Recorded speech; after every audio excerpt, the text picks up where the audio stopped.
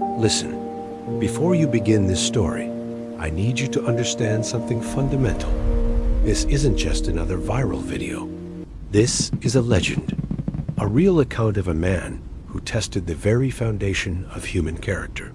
A man who walked into luxury disguised as poverty and discovered the truth about who we really are when nobody is watching. Close your eyes for a moment. Picture this: rain falling on expensive glass. Cold rain. The kind that makes you shiver even when you're not wet. The kind that smells like concrete and distant thunder. That's where our story begins. Not in penthouses or boardrooms, but in the space between two worlds. Between those who have everything and those who have nothing. Arthur Sterling is a billionaire in real estate.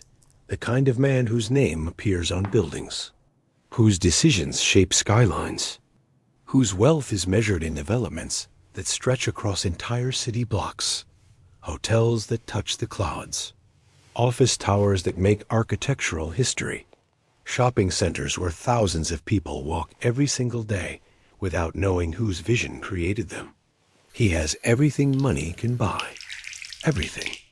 Except the one thing that matters most. Genuine friendship. Real connection. Someone who knows him not for what he owns, but for who he is. His only true friend is Rex, a German shepherd he rescued years ago from a shelter. From a place of desperation and abandonment. Rex carries the physical scars of his past. A limp that never fully healed. A wound that reminds him every single day that he suffered. That he was broken. That someone hurt him deeply. But Rex is loyal. Rex is genuine. Rex doesn't care about Arthur's money, or his power, or his status, or his buildings. Rex cares about Arthur. Period. That's all. That's everything. Arthur sits alone in his penthouse office. Floor-to-ceiling windows overlooking the entire city. Documents spread across mahogany desks. Contracts waiting for signatures. Deals worth millions. Around him, everything whispers of success and wealth and power. But he's alone. He wants to buy 10 luxury Ferrari vehicles for his executive team. Just 10 cars. The commission alone would be $500,000. It's a massive sale. The kind of commission that changes lives. The kind of deal salespeople dream about. But something bothers Arthur deeply. Something keeps him awake at night while the city sleeps below him. Something eats at his soul in the quiet hours between midnight and dawn. Everyone around him treats him like a god, like he's touched by some divine force. They bow when he enters a room. Their spines straighten. Their smiles become wider. Their voices become softer. They flatter him endlessly. They tell him he's brilliant, even when his ideas fail catastrophically. They laugh at his jokes, even when they're not funny. They agree with him, even when they disagree. But Arthur knows the truth that lives in his bones.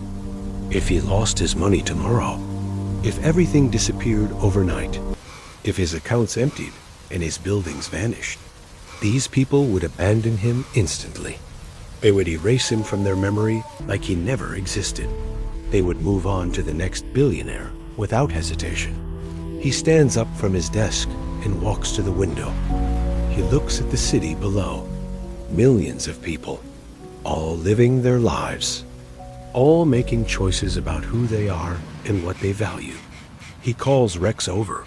Rex limps toward him, that injured leg moving stiffly. But those eyes are pure. Pure loyalty, pure love, pure truth. I'm tired of being surrounded by liars, boy. Arthur's voice is quiet but heavy with meaning. I'm exhausted from people who only want to know me because of what I have. I need to know if anyone in my buildings actually has character. I need to know if anyone would be kind without expecting something in return. I need to find someone real, someone genuine, someone who passes the test of their own soul. Arthur makes a decision that will change everything. He walks to his private bathroom. He stands in front of the mirror and begins his transformation. It's deliberate, calculated, intentional. He changes into old tattered clothes. Clothes stained with dirt and grease. Clothes that smell like forgotten places and hard times. He deliberately makes himself look poor. He makes himself look forgotten. He washes his face with actual dirt from outside his building. He ruffles his hair until it looks unkempt and weathered. He doesn't shave for several days. Dark stubble covers his chin. He looks exactly like a homeless man. A man society passes by without seeing. A man people pretend doesn't exist. He takes off Rex's expensive collar, the kind of collar that costs hundreds of dollars. He replaces it with an old rope, the kind of collar someone without money would use. Something worn, something that shows age and use. Rex looks at him confused, but trusting completely. That dog doesn't understand the game yet, but he trusts Arthur with his entire being. Come on, boy. Let's go see who they really are when they think we're nobody. Let's walk through my own building and see if anyone recognizes the man they work for. Let's discover who shows kindness when there's nothing to gain. Arthur and Rex walk toward the elevator of his own building. The lobby is pristine. Marble floors so polished you can see your reflection. Everything is designed to intimidate, to make you feel small. They press the elevator button. Other staff members see them immediately. They look away in disgust. A woman at the front desk actually wrinkles her nose and steps back like they're contagious. Security nearly stops them from passing. Nobody recognizes him. Nobody helps him. Everyone judges by appearance alone. Everyone makes decisions based on what they see and nothing more. The elevator descends slowly, floor by floor, from luxury penthouse to ordinary ground floor. From wealth to the street level, where the car dealership sits beneath Arthur's real estate empire. A Ferrari dealership, a place that sells dreams for those who can afford them. Outside, rain begins to fall. Not gentle rain, cold rain. A kind that penetrates cloth and chills bone. Rain that smells like wet concrete and distant pollution. Rain that makes the city smell like itself, raw and real. The rain falls harder, making them look even more desperate, making them look more lost, making them look more vulnerable. They approach the glass doors of the Ferrari dealership. Inside, everything gleams with luxury and perfection. Everything says success. Everything whispers power. Red and black Ferraris positioned perfectly on marble platforms. Polished marble floors reflecting light like mirrors. Crystal chandeliers hanging from ceilings. The smell of new leather and expensive perfume wafting through climate-controlled air. Sales staff in tailored suits standing at attention like soldiers in an army of wealth. Every detail designed to make you feel like you don't belong. Arthur and Rex pause outside in the rain, looking in through the glass. Ready, boy? Arthur whispers. His voice is barely audible over the sound of rain hitting pavement. Let's see what happens when we're nobody. Let's see who shows kindness when there's nothing to gain. Let's test their character. They push through the glass doors. The temperature change is immediate. Warm air hits cold skin. The smell changes instantly. From rain and concrete to luxury and perfection. Immediately, all eyes turn toward them. The reaction is visible in every single face. Disgust, contempt, fear, judgment, rejection. People literally step away. A salesman moves backward. A woman gasps audibly. Marcus approaches. He's the general manager. Italian suit perfectly tailored to his body. Expensive watch catching the light on his wrist. Gold cufflinks reflecting the chandelier above. He embodies everything about wealth without character. Everything about success without soul. His face shows disgust before he even speaks a single word. Behind Marcus, a young salesman named Derek is getting humiliated publicly in front of customers and colleagues.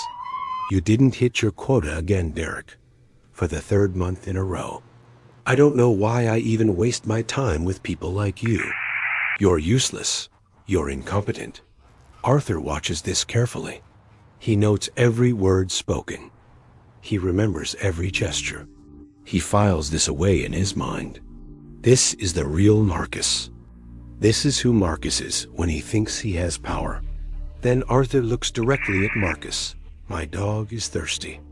Could we have a cup of water, please? Such a simple request. Such a human request.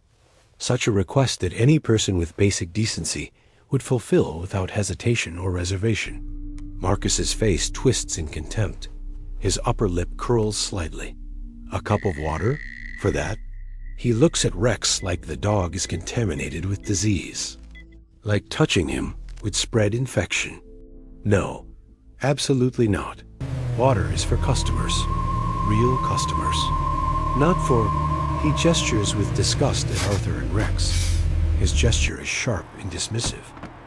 For people like you. But Marcus doesn't just refuse. He doesn't simply say no. He kicks at an imaginary water ball on the floor with his expensive shoe. Get that filthy beast out of my dealership. You'll contaminate the marble.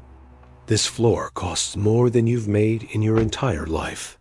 I should call animal control right now to remove this dog immediately. You're trespassing. You're both trespassing in a place you don't belong. But then something happens. Something that changes the entire trajectory of this moment. A young woman appears from the back. Clara, a cleaner or intern working at the dealership. She sees the scene unfold in real time. She watches Marcus reject Arthur and Rex cruelly. She hears the words spoken with such contempt. She sees the injustice happening right in front of her eyes.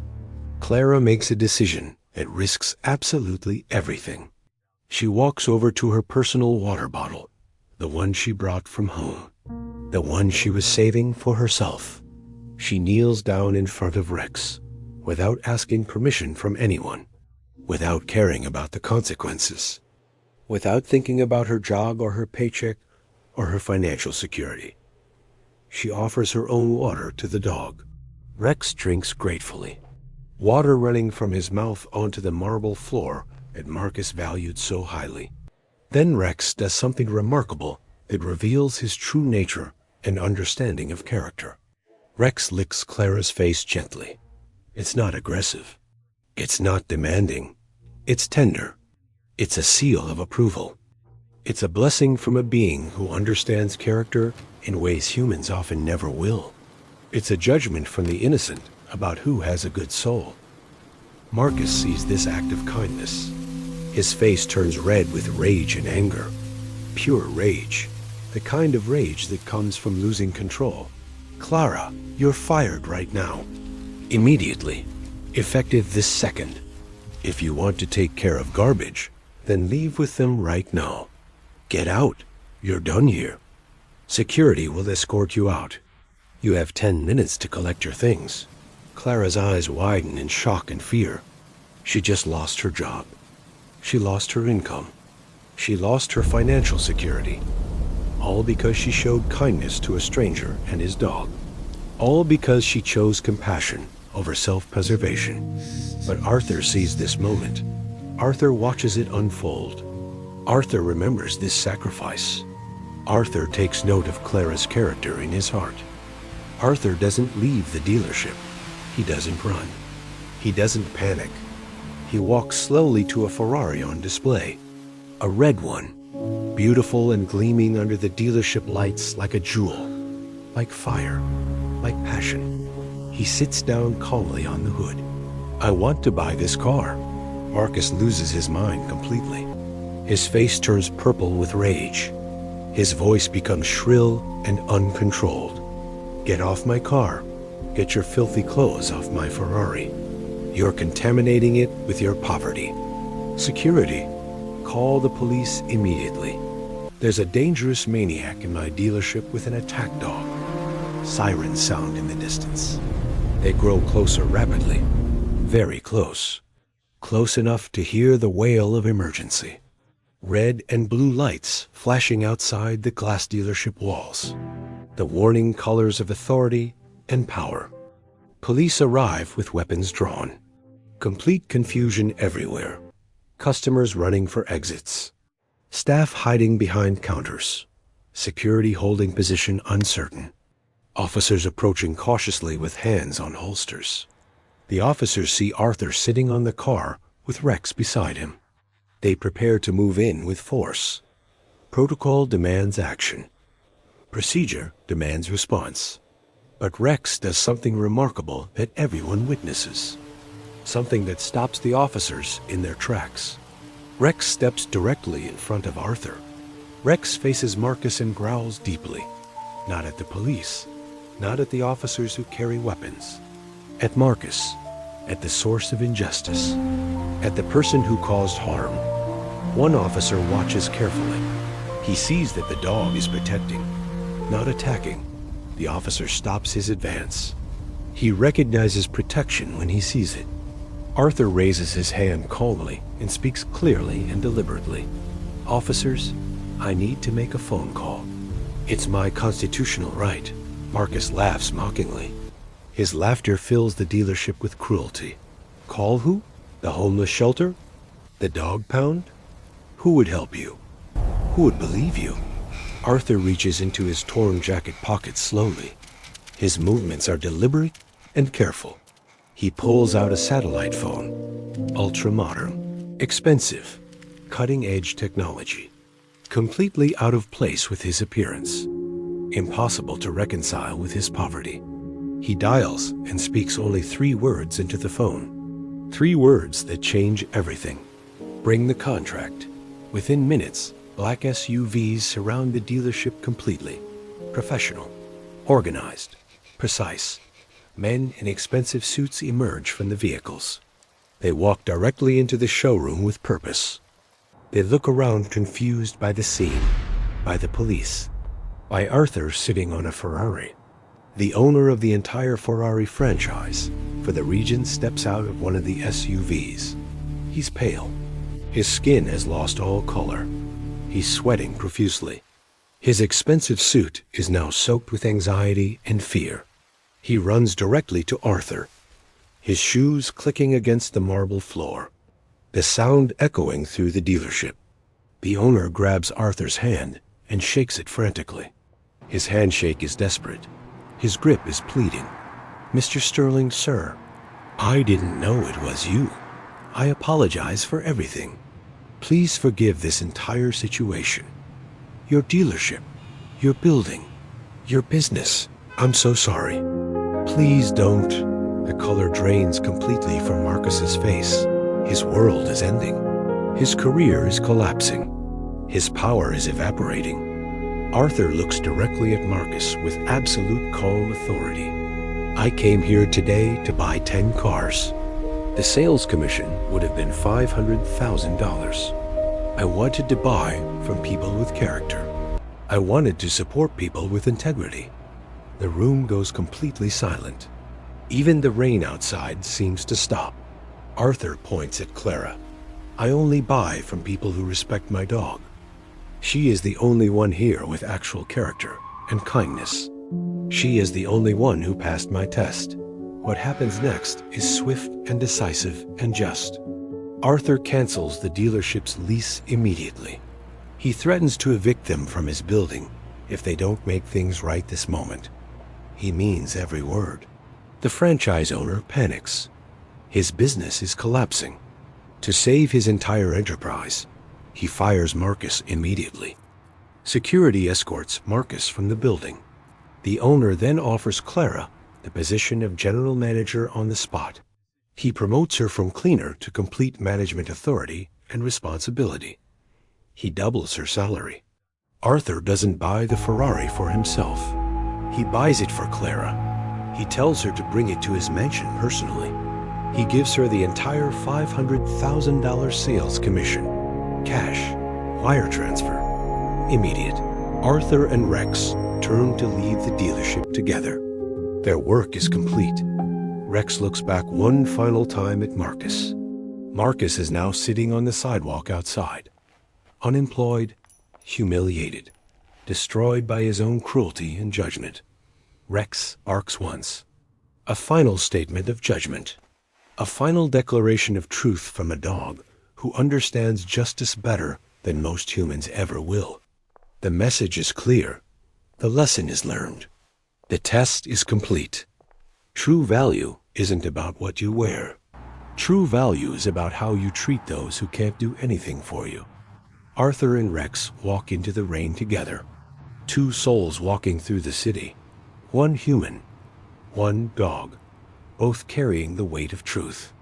A homeless man and his dog taught a dealership about character and kindness, and the world watched. If this story moved you, if it made you feel something real, if it challenged how you see people and character, I need you to know something important. If you believe in second chances, if you believe that kindness matters more than money, if you believe that character is everything, please like this video. Your like helps this message reach more people who need to hear it. Subscribe to our channel if you want to see more stories about real character and real people doing the right thing. Stories that remind us what matters in life when everything else fades away. Share this with someone you care about. Someone who might need to remember that being kind is always worth it. Someone who doubts that character matters anymore. Send this to them. Comment below and tell us your story. Have you ever done something kind when nobody was watching? Have you ever been judged unfairly because of your appearance? Have you ever seen someone show character when it cost them everything? We want to hear from you. Your story matters to us. Because at the end of the day, this story isn't just about Arthur Sterling and Rex. It's about all of us. It's about the choices we make every single day. About whether we judge people by their appearance or by their character. About whether we show kindness when it costs us something. The question this story asks us is simple but profound. Who are you when nobody is watching? Who are you when there's nothing to gain? That's what defines us. That's what makes us human. Thank you for watching. Thank you for listening. Stay kind. Stay real. Stay true to your character.